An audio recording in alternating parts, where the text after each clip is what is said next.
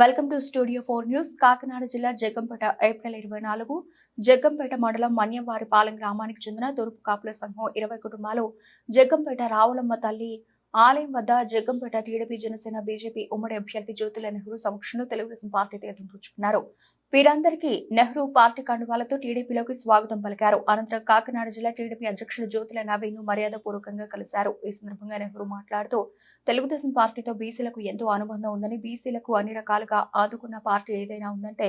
అదే తెలుగుదేశం అని, రేపు రాబోయే రోజుల్లో బీసీలకు 50 సంవత్సరాలకే 4,000 రూపాయల పెన్షన్, బీసీలకు కుల వృత్తులను ప్రోత్సహిస్తూ ఆదరణ పథకం, బీసీలకు రక్షణ చట్టం తెచ్చి బీసీలను అన్ని విధాలా ఆదుకుంటుందని, బీసీ డిక్లరేషన్ కూడా ఏర్పాటు చేయడం జరుగుతుందని, కాబట్టి బీసీలందరూ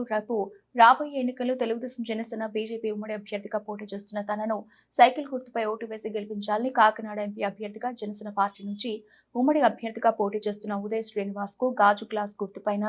ఓట్లు వేసి గెలిపించి ఈ రాక్షస పరిపాలన అంతం చేద్దామని పిలుపునిచ్చారు. ఈ కార్యక్రమంలో ఎస్వీఎస్ అప్పలరాజు, మారిశెట్టి భద్రావ్, కొత్త కొండబాబు, జీను మణిబాబు, పాండ్రంగి రాంబాబు, సుంకవెల్లి రాజు, మన్యంవారిపాలెం గ్రామ తెలుగుదేశం పార్టీ అధ్యక్షులు పొట్రు రాముడు, టీడీపీ సీనియర్ నాయకులు, బూత్ కమిటీ ఇన్ఛార్జ్ బొడ్డు బుజ్జి, తూర్పు కాపు సంఘం అధ్యక్షులు తూరుబిల్లి నాగు, బొడ్డు అప్పలరాజు, మరోతి తాతాజీ, గోలగాని దుర్గాప్రసాద్, సేనాపతి శ్రీను, మరోతి రాంబాబు, గౌరోజు బాలకృష్ణ, పోతుల అప్పారావు, కాపు జరిపోతుల పోతురాజు తదితరులు పాల్గొన్నారు.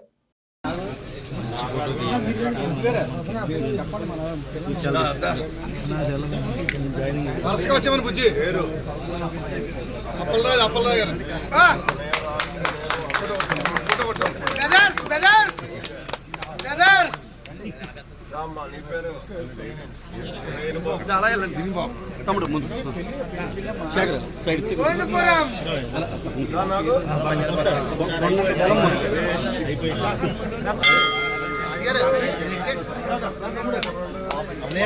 మన్నేరుపాలెం జాయిని మన్నేరుపాలెం వెళ్ళిపోతే నుంచి వీడియో అది బ్రదర్స్ కలయిక రా